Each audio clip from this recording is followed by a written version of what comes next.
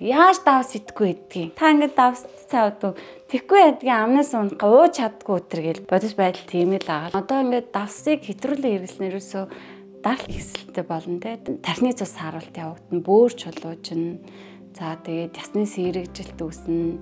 За дээрэс нь бол одоо нэг амьсгалын замын одоо өвчлөлт буюу гуурсан хоолой, бактери гэдэг эдгээр одоо өвчлөлтүүд бас үүснэ. Дээрэс нь ходоодны хорт хавдар тий ходоод шархална, ходоодны хорт хавдар үүсэх бас их үүсвэрийг болж идэг.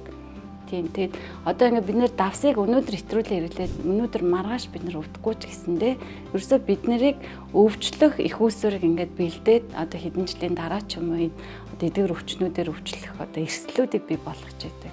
Ер нь дэлхийн эрүүл мэндийн байгууллага бол насан туршидын давсны эрлэг хоногт 5 г гэж бол зөвсөн байж байгаа. Гэтэл манай Монгол улсын хэмжээнд бол 2013 онд хийсэн хүн амын давсны хэрэглээ үндэсний судалгаагаар бол 10.5 болоод за дараагаар нь 19 онд хийсэн халдвар төсөвч бас гэмтлийн эртэл зүйн зүйлийг тодорхойлохын 4-р судалгаагаар бол 10.1 байсан. Дэлхийн эрүүл мэндийн байгууллагын одоо зөвлөмжөөс ариу 2 дахин хэвээрэл байгаа. Тодорхой хэмжээгээр бид нар өөрсдөө идж байгаа хоол хүнсээр дамжуулт давсаа авчаад байгаа.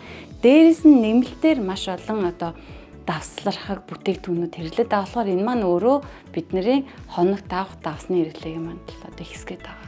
Ер нь бол давс нь ил болон далд хэлбэрийн давс гэж байгаа шүү дээ. Далд хэлбэрийн давс нь юу гэхээр одоо нөөшөлсөн бүтээгдэхүүнүүд байна.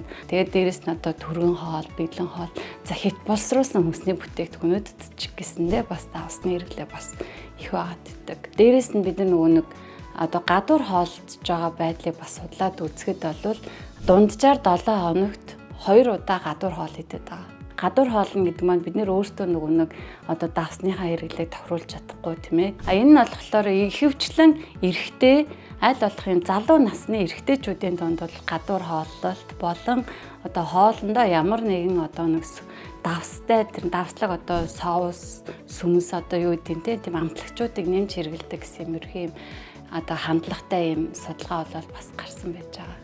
Одоо тэгдэлдээ ойр дэх гурлан бүтээгдэхүүн хідэд байгаа магаан энтрэл юу н хоригддаг штэ. Тэрэн шигээл бас хүн бас ингээд ядаж ингээд цайгаа давсгүй удаг болъё ч гэдэг юм уу те. Эсвэл аль болох нөгөө хям одоо тэр гахаамаа давсалж нөөшүүлсэн бүтээгдэхүүнийхээ хэрэглээг багасгая ч гэдэг юм уу. Ялангуяа энэ баяр ёслолын үеэр бол эдгээр төрлийн бүтээгдэхүүн хэрэглэл маш өндөр их болдог штэ. Тэгэхээр тэр үед айл болох орлуулад одоо нийслэл салаатна хям хийхээ оронд зүгээр үхрийн маха чанаа, дахианы маха чанаад ч юм уу хийж бас болно штэ тий. Тэгэхээр ер нь бол нөгөө хүн хооллохдоо хүнсээ цуглуулахдаа ер нь одоо тухайн хүнсний бүтээгдэхүүнд авалдж байгаа давсныхаа хэмжээг бас ингээ харж сурах хэрэгтэй тий. Давс маань өөрөө хоолыг амттай болгох чухал үүрэгтэй байгаа штэ. Гэхдээ одоо хоолыг амталдаг одоо давс хэрэглэхгүйгээр амтд оруулдаг бас бүтээгдэхүүн тэднийг бас хэрэглэж сурах нь чухал байгаа. Жишээлх юм бол сармис байна, яншуул, лимон тий хүмүүл эдгээрийг сонгож бас хоолностой хэрэглэх нь бас чухал. Үнэхээр одоо хоолндоо сой соус хийгээд ч юм уу хоолын амталтай бол нэмэлтээр давсынхаа хэмжээг багасгадаг ч юм уу тий. Өнөөдөр юу гэдгийг 2 халбаг давс хоолндоо хийдэг гэсэн бол маргааш нэг хэсэг хугацаанд тийм ээ нэг хагастай хийгээд ч юм ингээд айжм маажмаар багасгаад өөрийнхөө бие дасгаад аль болох өөртөөсөө эхлэх боломжтой зүйлүүдийг бол хүн хийх нь чухал. Ер нь л гэдэг аюу энгийн байхгүй давсцыг бууруулна гэдэг чинь амар бол тийм хэцүү ажил бол биш. Өдөр болгон бид нэг 10 км гүйх мүхээс амархан штэ. Хоолоо бэлтгэхдээ одоо давсыг аль болох бага хэмжээгээр хэрэглэхийг хичээх. Дээрэс нь одоо давсны одоо орлуулах хүнсний бүтээгдэхүүнүүдийг бол түлхүү хэрэглэж сурах нь бол одоо өөрийнхөө эрүүл мэндэд оруулж байгаа маш том хөрөнгө оруулалт болно гэж хэлмээр байна.